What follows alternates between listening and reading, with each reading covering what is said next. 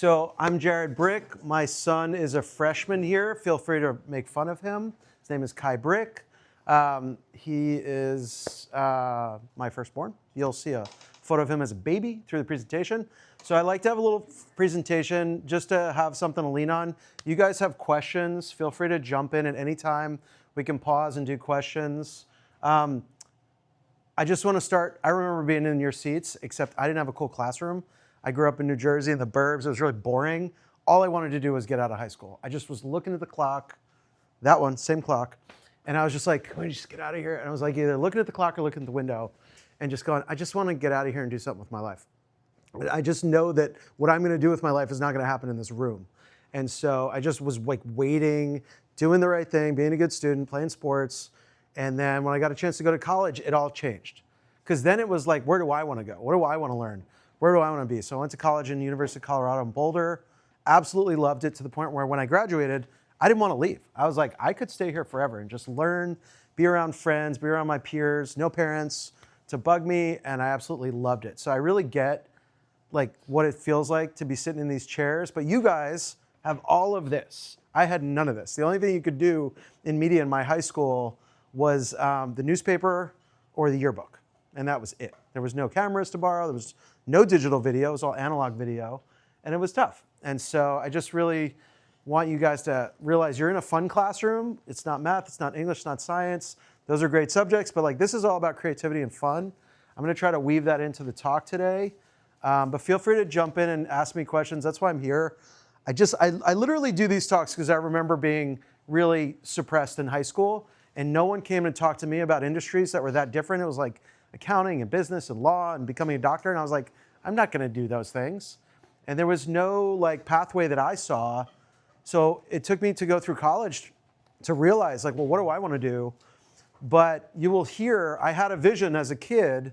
And so this is why I call this Life as an Adventure talk, because it is an adventure and you don't know where it's gonna lead and you don't know how it's gonna end. So this is me hiking in the jungle hill tribes in Thailand. This is adventure. You don't know what's gonna happen. Prior to this, we were walking through a poppy field. What drug gets made from poppies? Heroin. Heroin and opium. So the guide, this is our guide Dang, he was a former paratrooper in the Thailand army. He said, don't take your camera out, don't look at the soldiers. They're gonna be having AK-47s, just walk by. They know us, just keep walking, don't take pictures, don't look at them. And we walked by like probably 3 poppy fields to get to this hut where we had lunch. That's the kind of stuff I wanted to do when I was younger. I was like, I wanna do out in the field, wild, capturing cultures, using photo, not video at the time, just photography. And that's, go to the next slide, please. That's what adventure is. It's when you do something and you're uncomfortable, but then after, you're really proud that you did it. But adventure means you don't know how the outcome's gonna be. You don't know what's gonna happen at the end. But while you're doing it, you're uncomfortable. But at the end, you look back and hopefully you have a cool story to tell. So we all have an origin story. All these superheroes have origins. How awesome is my sister's afro from the 80s? She hates this photo. These are my grandparents at a restaurant feeding a pig at the table. Like, did they eat that pig? Like, I don't know what the story is, but I love that photo. And these are my parents, Mike and Jane. They were great. They were just like, follow what you want to do. I watched my dad in the commercial packaging business growing up. He came home miserable most nights from his job. Like just angry, pissed off at his clients, hating the industry. And I was like, I'm not gonna do that. I'm not gonna come home every day from my life as an adult and be pissed off at my job. And so a lot of this was about what path can I take that I like my work, not suffer through my work. Go ahead, Kyle. So when you're a kid, people ask you, what do you want to do? Who do you want to be when you grow up? So my dad would leave National Geographic all over the house. And I would pick it up and I would just be blown away. Is that a car? I'd be absolutely blown away by the images, the places, the people, the animals. And I just was like, this is an amazing world. So when adults would ask me as a kid, what do I want to be? That was my answer. Did I have any reality to what that meant? At 5 and 10 and 15 as I grew up? No way. So it just gives you a sense of when you're a kid, you have this vision of like, well, what does life look like when I'm an adult? What am I going to do for work? hold on to that and don't limit it to one thing. Just limit it to the feeling, or think of the feeling you want. I wanted adventure of a different world. Growing up in the burbs on the East Coast, it was boring. And so I wanted to see a big part of the world. Go ahead, Kyle. So I'm sharing this for a couple of reasons. One, it's funny. I grew up on the East Coast. Look at the brand I'm wearing on my shorts, made here in Santa Cruz. These are my buddies now. These are their jobs now. They're a bunch of goobers back then. These are their jobs. We got an investment banker in New York, right in Manhattan. We got a commercial TV producer in LA who works for Volkswagen, some huge brands. And then Todd, which is crazy, started in retail, went all the way up to Levi's menswear designer, got laid off about 4 years ago and became a day trader in stocks. So you don't realize like who your friends are, when they're gonna grow and what they're gonna do in life. And you're sitting right next to them now. You just don't realize like what path people are gonna go on as kids. These are some of the things we did growing up. And I still like doing a lot of them. I don't know why we had so much neon. Go ahead, Kyle. Getting through high school, as I mentioned, was tough. That photo of me with the Giants hat kind of says it all. After skiing and being sunburned. I started snowboarding when snowboarding was like really anti on the mountain. People would throw snowballs at you. They would curse at you on the chair. They did not want you on the mountain. Now it's like 50, 60% snowboarding. But back in the 80s, when it first came out, people hated snowboarders. And I bought everything Bert, I just bought everything. I'd never done it. And I was like, I love this sport. I still snowboard. I still take my boys snowboarding. It's one of my favorite activities. I went to prom. Like I did all the normal teen stuff. But then this was really amazing. My junior summer before senior year, my parents sent me on a work volunteer program. So I went down to the Caribbean to do a summer program to work and build houses for the summer. Totally reshaped the way I thought about the world. I left the suburbs, I was out in the world, and it was amazing. I think when you're young, and this is part of the challenge of being young, you don't feel like you're really helping anybody, and you're not sure like what value you're giving as a teenager. These people that we were building a house for, the locals, would bring us fruit every day and say, thank you, thank you, thank you for helping us build a home. And for the first time, I felt like, oh, like I could actually provide value to people and adults. And it totally reshaped. And it also reshaped like being in a different culture, different country, and just learning a different language and seeing the ways other people live. And it really got me excited for the future. And that actually helped me get into college. So I wrote my essay for college about that experience. I think personally that really helped me get into college. And this is what they wrote about it in my yearbook. Go ahead, Kyle. Thank you. So I was always entrepreneurial. Anybody guess what my first job was? Yes, perfect, you nailed it. So cleaning cars. So my first job was actually working at a pizzeria, and that was fun because I was delivering pizzas. And then I thought, well, wait a minute, I could make a lot of money. I was good at cleaning cars. If I go to the office and ask people for their keys, clean their car while they're at work, I could do like 3 or 4 cars a day for $50 a car. So I was clearing like $150 to $250 a day cash. There was no credit cards, there was no Venmo. So people just had to write me a check or cash. So it was a great summer job to give me money before going to college that summer. And I would just put paper flyers on people's windows. There was no social media. There was no real websites, 1994.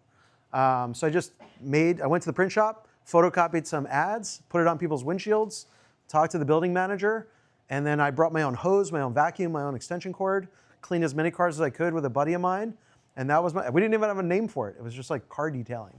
So I was always like entrepreneurial. My family are entrepreneurs. My sister runs a law firm. My aunt and uncle run a chiropractic center. My cousin runs a marketing agency in Colorado. Like kind of in our blood. My mom runs a plant design business. It's kind of in my DNA a little bit to not work for other people my whole life. Okay, so like I said, I went to college in Colorado. I went out to visit because 2 of my friends who were seniors went a year ahead of me. I went out to visit them, absolutely fell in love with it. It was my #1 school. I had 4 other schools that I was trying to get into. I got in late admission, so it wasn't until May of my senior year. So I thought I was going to go to another school in Arizona. Finally got into Colorado, decided to go there. And I went in thinking I was going to go into advertising. So I didn't do media all my childhood. Like I said, it was just yearbook and sports photo for the high school. There was no cool video photo class. I couldn't do it. My dad had an AE1 Canon film camera. He showed me how to do some of the basics with that. But I didn't really do media in high school. It wasn't really an option. Didn't have a smartphone, obviously. My dad had a mega video camera, so he taught me how to do video for the family. But there was nothing like semi-professionally that I was learning. I had to wait till I got to college. So when I entered school, I thought, well, I'll study advertising because they make cool stuff, right? And then about a year into the program, my professors were like, I think you want to make the ads. This is like a marketing degree. So you should probably go jump into the creative arts and the studio arts. So I quickly pivoted into photography and animation and video production. Yeah, go ahead. So these are some of the things I did in college. I joined a fraternity. That was not good for my grades. They tanked the first year. I switched from advertising as a first major, got into studio arts, and then I also did a minor in cultural anthropology. Does anybody know what anthropology is? Yeah. It's the study of humans, basically. Yeah, study of people and cultures. So you can study like primates, you can study prehistoric people, and you can study cultures. So I thought, okay, I'm gonna like learn some photography and video and learn cultures, and that'll give me my perfect synergy for National Geographic, right? And then if you get an in-state residency, if you go to college out of the state, if you live there for a while, you can get in-state pricing. Just a quick tip on that. This is an interesting stat. Less than 30% of graduates of college actually stay in their field.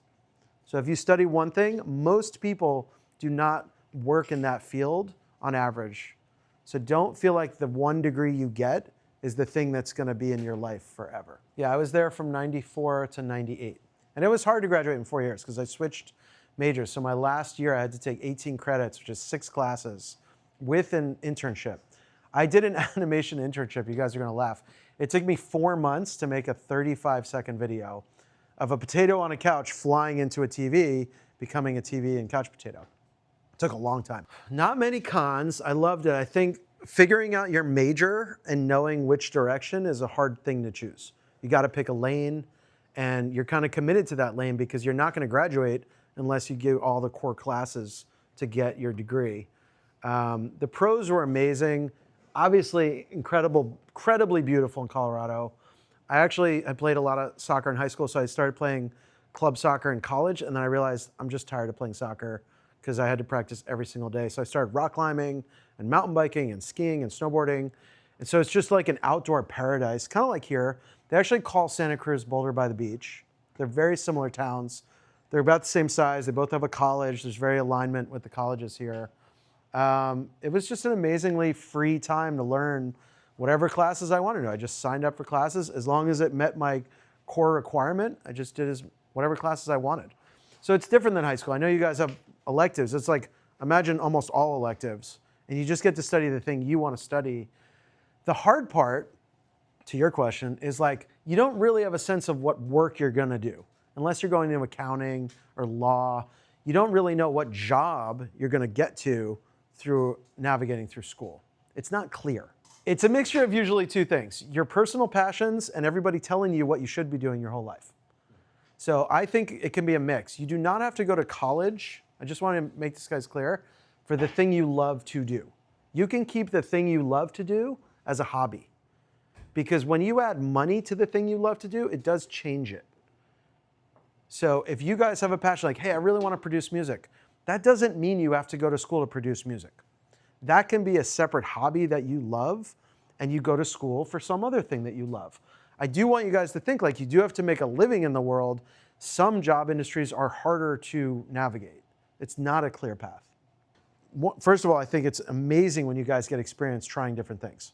I was a waiter, I cleaned cars, I did multiple odd jobs just to feel how it was. There was some values that worked with any job: hard work, willingness to learn, communicating on the job.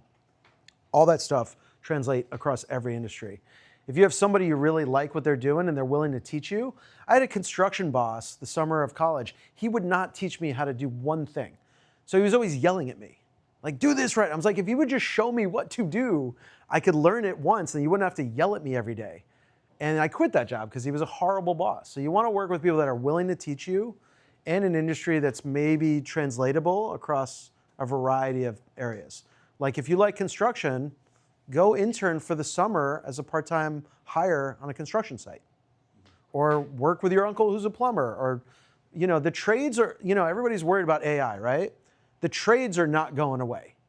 Like refrigeration, HVAC, car work, working on building homes, like that work's not going to be replaced by AI anytime soon.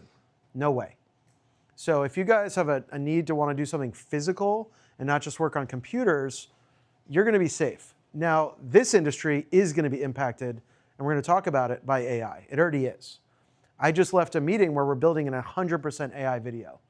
The avatar's AI, the audio's AI, the scenes are AI. It's going to be about 90 seconds. It's going to cost about $2,000.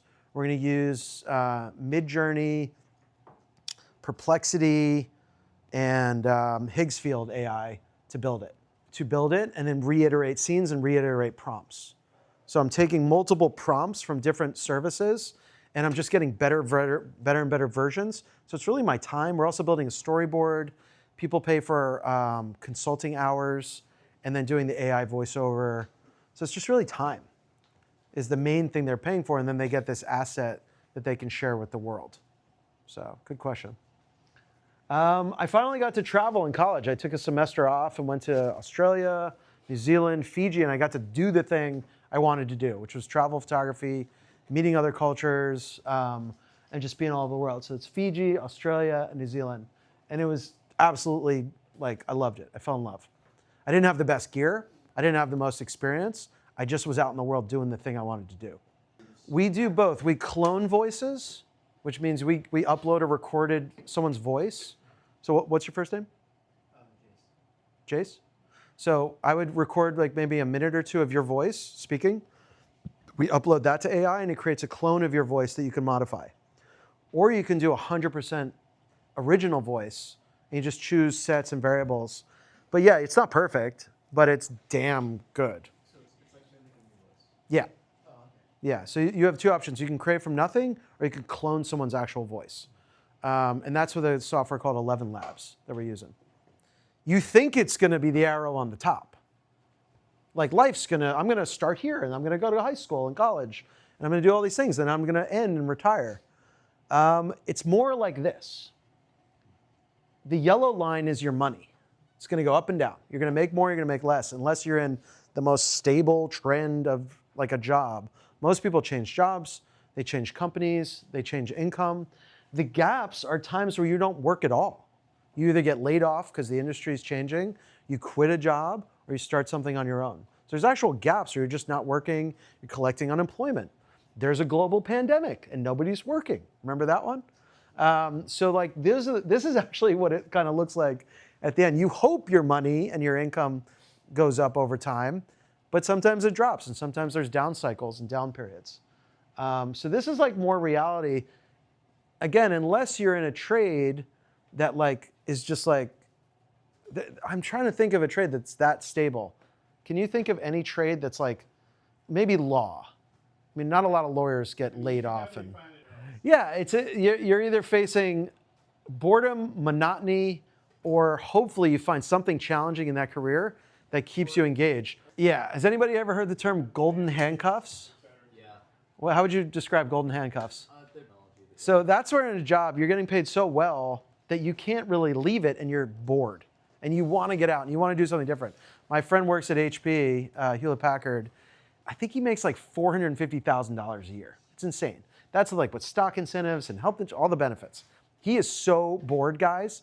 He works maybe 25 hours a week. He can't stand going to meetings. He doesn't want to do the job anymore. He's 55 years old, but he can't leave because he's got the golden handcuffs, right? He's so well paid. He's like, if I leave here, I'm going to make half the money, if I start somewhere new. So it's a mindset, but it is some reality of it's really hard to leave something when you're so well paid, but you're bored. Go ahead. Yeah, and I guarantee that person, I hope, has hobbies on the side, like I said. They make music, or they go to the gym a lot, or they're a mountain biker. Yeah, I mean, we're in a really amazing time, guys. You get to either invent a career or work in a career that didn't even exist. Let's think about AI. You prompt on a computer and create an asset for a client. That didn't exist 5, 10 years ago. So you're in this moment. It's a cool moment to be in. It can also feel a little scary because it's very new. Anytime there's new stuff, people get freaked out. Then I started working. So I got my first job working in Aspen, Colorado. I drove 3 hours west. I said, hey, do you guys have any jobs for photographers? They said, we do. You can work on the mountain. You're going to be doing private events, family portraits, and race photography. And Aspen is one of those places where a lot of people bring their jets. They fly in for a couple weeks. They spend a shite ton of money, and they leave. So these are some of the famous people I got to meet doing that job. The reason I mention that, not because it's cool, but like it was fun, I got very comfortable working with like high-income people that just want to be treated normally. You know, they don't want to be treated differently. They want to be treated well, but they want to be treated like normal people. Like I spent the day skiing with the CEO of Disney, photographing his family. At the end of the day, I think he tipped me $300 cash. It was the biggest tip I've ever gotten. And for him, it was nothing. I mean, I don't know how much money he makes, but it was insane. Flew in on his jet for a week with his family and then flew out. Yeah, you want to hear that story? You guys watch Sunny in Philadelphia? Or It's Always Sunny in Philadelphia? So I was photographing kids doing jumps. And at the end of the day, I'd bring my film down and the parents would come down, they'd look at the photos and they'd buy certain photos. So we shot everything for free and then people would buy the photos they wanted. And on average, it did well. Danny DeVito, I didn't realize it was Danny DeVito at the time. A parent came up to me, he was on his phone and he said, I gotta go, I'm in a meeting right now. And he's waiting for his kid to do the jump. And it's Danny DeVito. He's only like yay tall. He's tiny. So it just reminded me too, like he was lying to whoever was on that call. Like, I don't want to be on this call right now. I want to be skiing with my kid. Jack Nicholson asked me to go to the bathroom. We snuck into Will Smith's New Year's Eve party. He flew 50 people out from Philadelphia, where he's from, for a New Year's Eve party. My friend worked at the hotel. We snuck in after midnight. It was really fun. Yeah, and I actually passed Michael Jordan skiing. He tried baseball, right? He's not the best athlete in every sport. He's only good at basketball. So it was a really fun time. Photography taught me a lot. It taught me a lot about composition, taught me a lot about natural light and color, and I had to learn high shutter speed action. I had no idea how to shoot someone going off a jump, going 50 miles an hour into dead space and get my focus right, get my exposure right in that moment. So I had to really get better at action photography at that time. So who can guess what's the worst advice you're gonna get from your parents, friends, and family? Why do your parents and your friends and your family want you to be safe? And what do they not want you to do? What's the R? Risk. Yes. Why? You could be homeless. You could be dangerous. What else could happen to you? You could break things. You could hurt yourself. You could get lost. You could get kidnapped. There's 1,000 things you could do that are dangerous, right? And that takes risk. And your family and your friends want you to be safe. So they're going to tell you to do the safe thing. They're going to tell you to do the thing that's the low risk, high reward, safe move. Why is that bad? You might not. Yeah, you might not be that successful. What else? Yeah. Well, the name of this talk is Life is an Adventure. Is adventure safety or risk? If you knew everything that was going to happen in high school, wouldn't it bore the heck out of you? That is a very separate adventure. Try having a child. Yeah, try having a child who's handicapped and special needs. Talk about an adventure. So everyone envisions the safe childhood. No one envisions having a child missing a limb or special needs or disabled or yeah, exactly. I just want you to realize that the people that are closest to you guys are not always going to give you great advice because they want you to be safe. They want you to do the safe move and have a safe, stable life. They love you and they care about you, but don't always go by that. So when I was about to go to New Zealand, my parents were like, don't do it. Or Fiji, and they were like, don't go, we don't think it's safe. And they would give me stats from some country website. And I was like, guys, I'm gonna go. I trust that I'm smart, and you've raised me right to be smart. And so I took risks. And the point of this is that if you don't take any risks, you might have kind of a boring life, you know? But don't put yourself in jeopardy at every stage just to prove to somebody or other people, your friends, that you can be risky. This is something about how we make decisions. Can you guys guess the 3 characters? I'm going to see if this is still recording. Heart, brain, your guts. Yeah, so go to the next one, please, Kyle. So you actually make decisions first in your gut. That's your instincts. That's something doesn't feel right. I don't know about this. It doesn't feel right. Then it moves up to your heart. You're like, I definitely don't want to do this, or I really want to do this. And then you speak it out loud in your brain. And your brain makes a decision, A or B, left or right, go, stop. Sometimes this happens very fast, but I want you guys to realize it starts in your guts. So when you're trusting your instincts, it's really powerful. But don't discount all three. The heart's like who you care about, what you love, what you want to do, what's your passion. The gut's like just an instinct. It's just like, you're walking down a street, somebody's walking up to you, doesn't feel good, like trust that. Something's off, something's wrong. I've definitely had those experiences. They can save your life, or they can kind of guide you in a safe area where you are risking something, so trust that gut.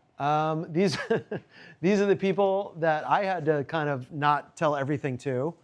And my rule is, don't ask for permission, ask for forgiveness. And I've done this on video shoots where we've gone and used a drone in places we're not supposed to use a drone. And we ask for forgiveness after, I didn't know we weren't supposed to use a drone. I didn't know you need an FAA license to video here. So sometimes, I'm not saying break the rules all the time, but sometimes there's a shot you want to get, there's something you want to do, you can break the rules a little bit.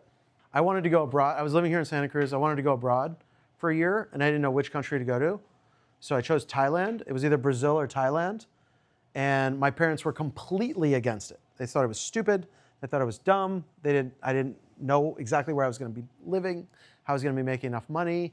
And they said, we don't want you to do it. And I was 25 at the time. I said, great, thanks for your tips. I'm going to go. I'll call you when I get there. And I did, and it was fantastic. A month into that trip, I had all my camera gear stolen from me, everything I owned. I had to dive into my savings and buy one camera. I had 3 with multiple lenses. This was back in the film days. Brand new digital photography, digital camera, stolen.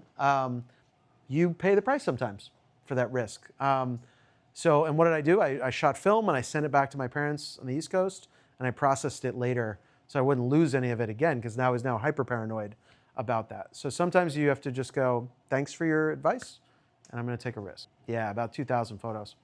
I lost 2 countries. I lost Singapore and Malaysia. So I wasn't going back to those countries, so I have no photos from Singapore and Malaysia, which was a bummer.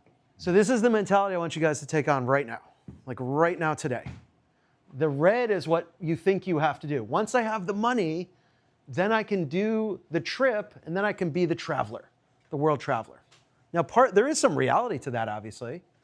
But what I want you guys is just be like, be who you want to be today. I want to be a world traveler. So what does a world traveler do? They research the places they want to go. They learn about the cultures. They study the language. They do the actions of the person to do that. And then they meet someone from that country maybe, and they go, yeah, come on over. My client did that. My client was studying in Berkeley. He met someone in Thailand. That guy paid to come to Thailand, and he spent a year working with him in Thailand because he was interested and he was passionate and he had already kind of become the person he wanted to be. Then he got to do the thing. So this is the mentality. Be who you want to be today, just declare it. No one's going to rubber stamp you the thing you want to do. Even after you get your degree, no one's going to be like, you're that thing now. Even after you get an award, you're that thing now. Okay? Then do the actions of that person. You got to do the work. You got to study this stuff. You got to learn the skills. You got to practice, put your portfolio out in the world. And then you get to have the life that you dreamed of, because you get to do the thing. That's the dream, right? You get to do what you want to be doing. So this was some of the stuff I started doing when I got to Santa Cruz. I leveraged a lot of that experience out of Aspen, became a photo editor here. I started doing freelance. Do you guys know what freelancing is? Yeah, so someone hires you to do a photo job. But it's just one job, it's paid once and you're done. You're freelancing. Or a video work, or we pay an audio boom operator to do sound for a day on a shoot. So you can make good money, but it's inconsistent. Remember that chart? It's inconsistent. You don't know when your next client's gonna come. You don't know when your next job's gonna come. You don't know how much you're gonna make.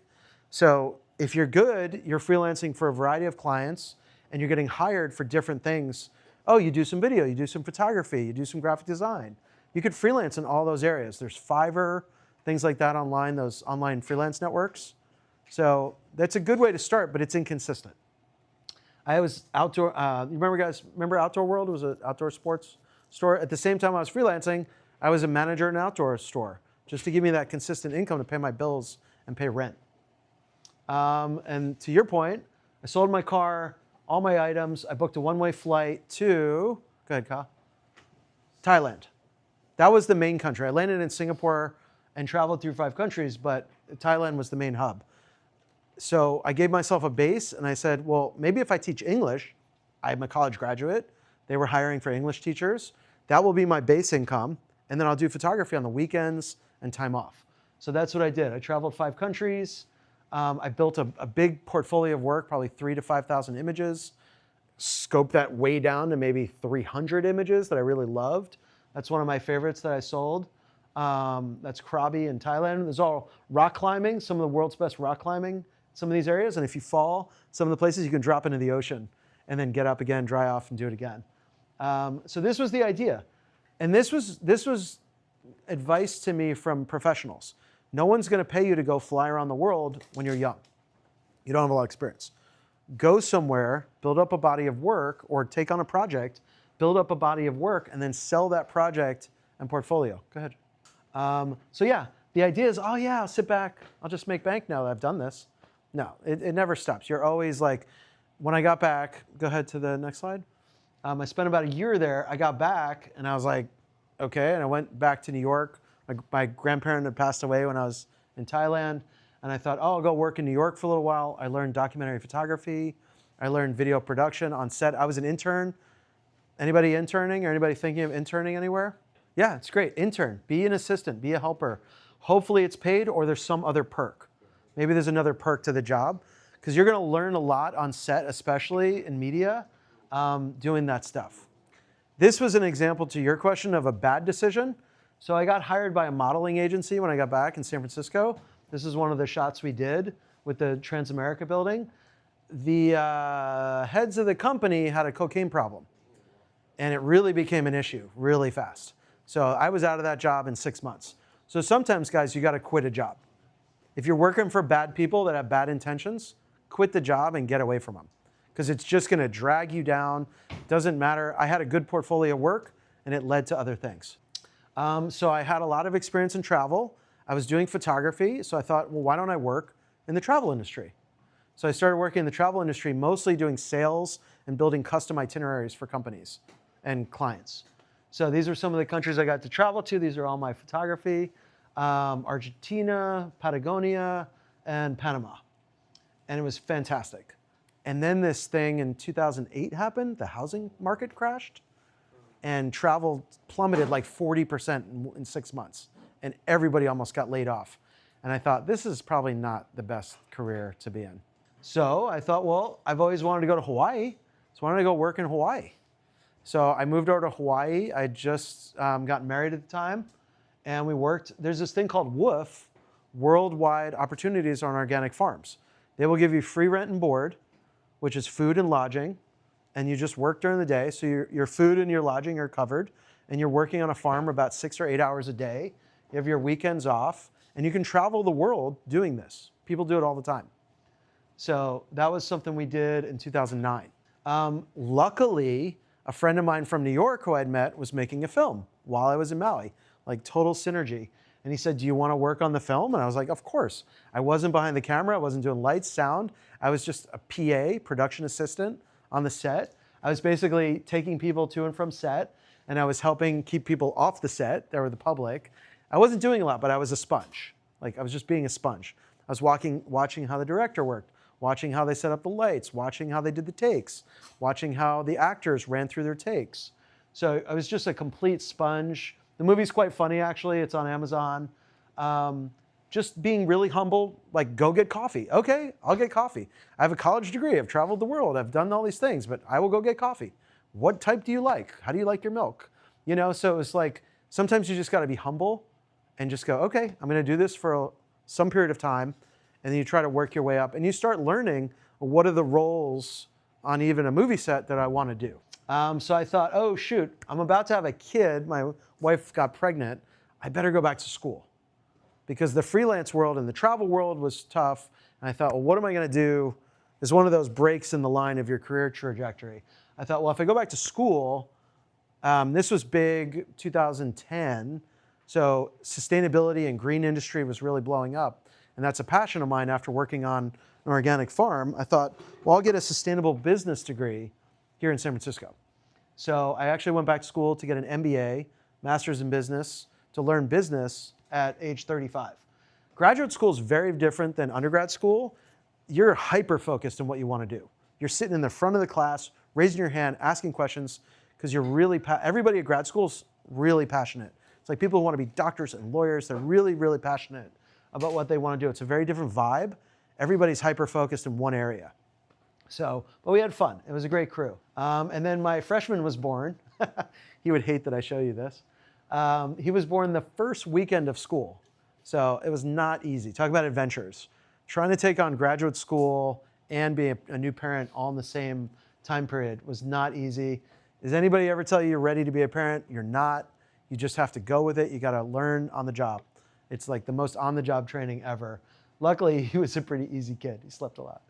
But yeah, it was challenging. And then 2 years later, I did a compressed 2-year program, mostly online. I worked during that time period also. So it was tough. It was a lot of work.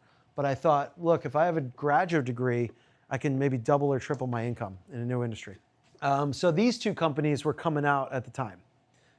Talk about like a new industry. Women were so afraid to get in someone else's car. They were like, why? I'm not going to get in this guy's car. He's not a taxi. Why would I get in his car? So it was a really different mind shift when Lyft and Uber came out to actually get in someone's personal car and then use an app that's going to show you a car and you're going to pay for it on your app. It just like, I don't think people realize, like, it was a huge game changer. And you talk about the trades, the guys in the taxis would throw rocks at us, literal rocks at our cars. They were so angry because they went through buying a car, getting a taxi license, all this industrial stuff or industry stuff that they had to do. And we just came driving up. We went to an app training, driving up in our car and picking people up. They absolutely hated us in San Francisco. And there was this huge battle.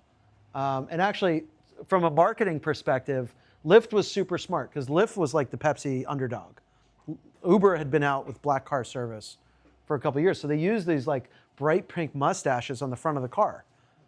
Can you imagine what the problem might have been with that? Eventually, yes, but can anybody buy a pink mustache and impersonate a Lyft? Yeah, so that became a real problem. So they actually ended up buying the mustache company, Lyft did, and then getting rid of it because they were afraid that other people were going to impersonate drivers to the safety point of like, you're going to get in the wrong car and things are going to happen. No, they have a computerized thing that shows your name. And then you match the color that's on the front. You can actually match the color. Now Lyft and Uber have gotten really savvy. The color matches the color on your app, and then you look at the license plate, and they ask, are you Tom? I'm Tom. Like, and people still get in the wrong cars all the time because they're drunk. And most people are getting picked up drunk. So it's a great service, but it's not perfect yet. So it was a good time to work, though. So I got to know these like hyper popular startup companies in San Francisco at the time. So I started Brickhouse Media. So my last name's Brick. My freelance business was Brickhouse Images. And then I had really good strategic advice like, well, if you're a media company, you can build websites, you can do photography, you can do graphic design, video editing, social. A media company is a huge umbrella to do all these different things. Was I great at all those things? No. I was great at maybe 2 or 3 of those. Not expert level, but I had skill in those areas. But as a media company, you can take on a lot of different projects to the point of like, I don't get bored because I can take on so many different types of projects. And I actually met that first client while I was driving for Lyft. You just don't know where your paths are gonna cross. And then I had another kid, another challenge, another adventure. And he's actually at Mission Hill Middle School now as a 7th grader. I don't know, I must like challenges, I guess. I don't know why. I tend to like do things in tandem that are hard. We work a lot with TED. Does anybody know what the letters TED stand for? You're not allowed to say. You're in a classroom, what's the E? It's a education, and D, graphic. Yeah, so technology, education, and design. I encourage you guys to look at TED Talks, some of the best in the world. What we focus on is the people on stage, what happens to them when they get off stage. They have a book, they're a consultant, they're a coach, they're a speaker. They're an expert, but they don't often know how to like get people to follow their marketing and their media. So a lot of our niche of industry of who we work with are TED speakers. So we were at TEDx. This was the first time Oakland had ever hosted TED. Santa Cruz has hosted TED multiple times. So we tend to work in those industries And then we meet all 50 speakers or 30 speakers. And they become potential clients for us. And then you have problems. I moved from San Francisco Bay Area down to Santa Cruz. It's a lot smaller market down here. I had some financial challenges because a lot of my clients were like, no, I don't feel like driving down to Santa Cruz, or you don't want to come up here all the time, so I'll just cancel my services with you. And I was like, because I was driving back and forth from Santa Cruz to Oakland because we wanted to raise the kids down here. It just was challenging.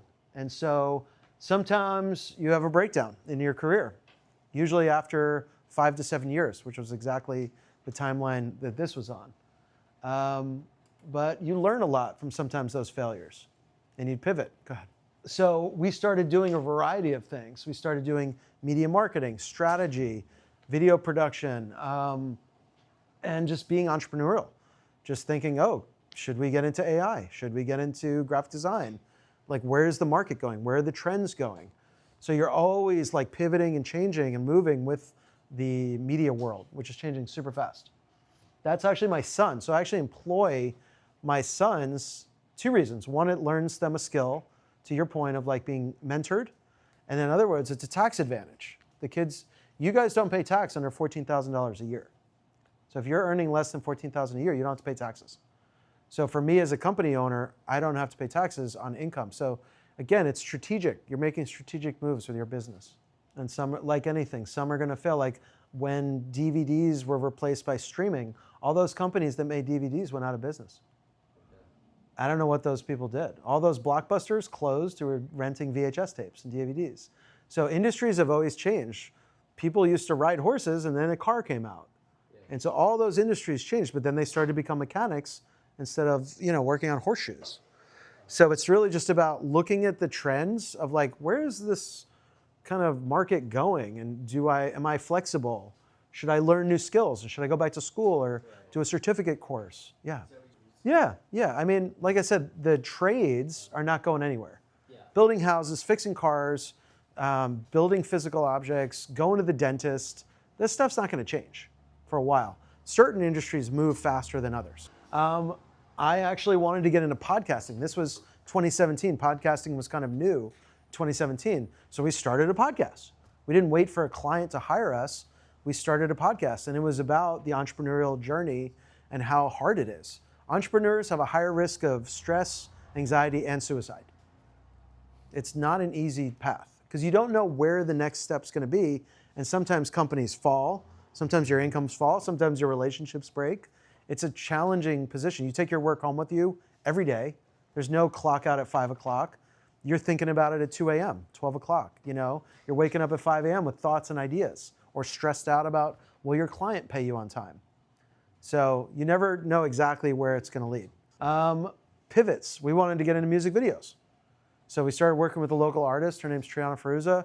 She plays all over town. She went to school here, and she's about 25 now. And these are some of the shoots we did locally. So if you want to get into something new, do a test project, and then do a second one and a third one. And this was a totally new category for us. We hadn't done music videos ever. It's actually really easy to shoot a music video. What do you think? Go ahead. No, the beauty of it was I did it just to train myself how to do a podcast. We always did video podcasting.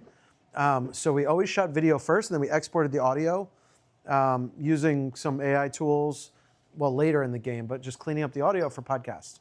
But I didn't have advertisers and promotions. I just wanted to put out a podcast, and I met cool people that I interviewed, and it led to other work. So that was kind of the financial benefit versus just having, it's not that easy to make a lot of money with a podcast.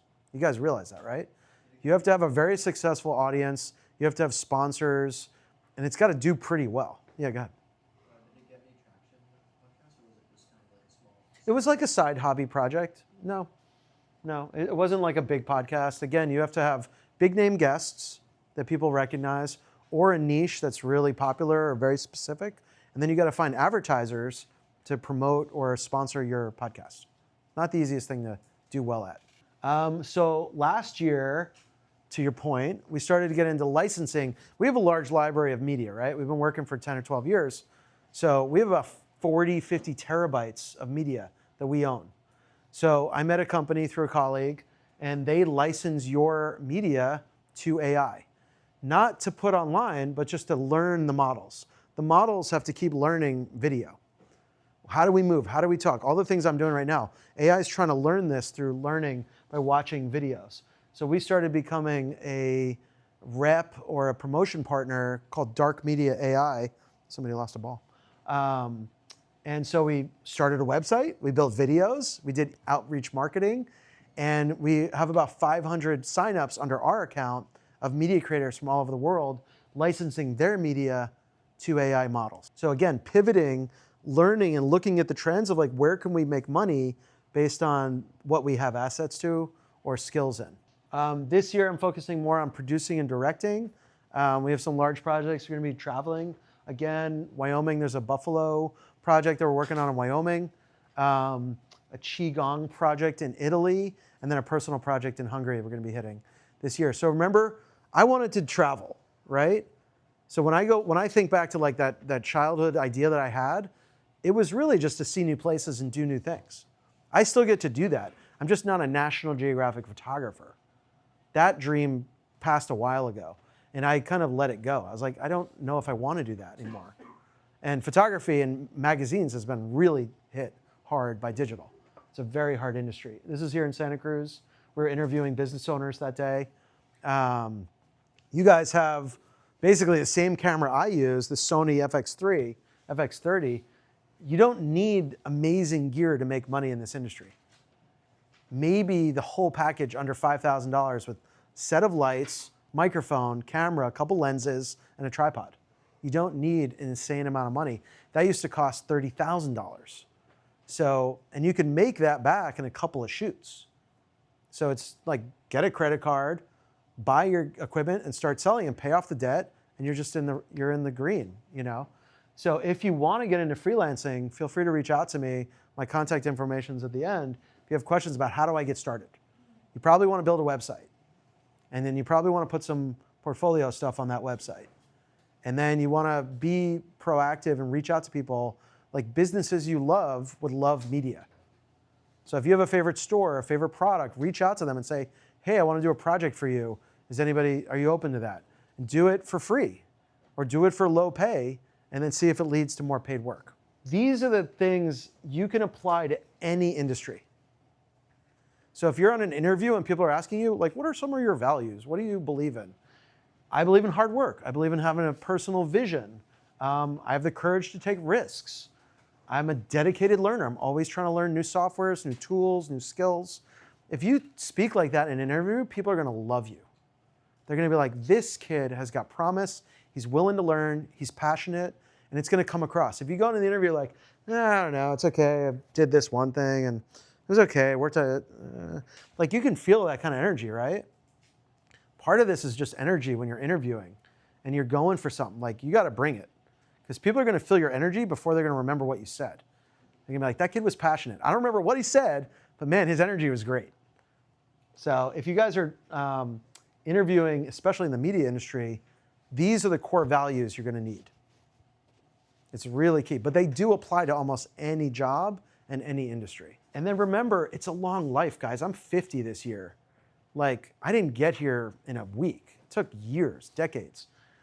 People started at really dorky places. Like, look at Zuckerberg, dude. He's now like jet skiing in Lake Tahoe on a $1 billion resort. Like, he dropped out of Harvard after hacking the computer and got almost kicked out. Like, it just, people's origin stories are really wacky. Like, The Rock wasn't an actor. He was like a football player who became a wrestler who became an actor. And it took decades for him to do that, not overnight. So just remember, like, this is a long time span. If you guys live to 100, 4% of your life will be high school. That's it, just 4%. Right now, it must feel like your whole world, right?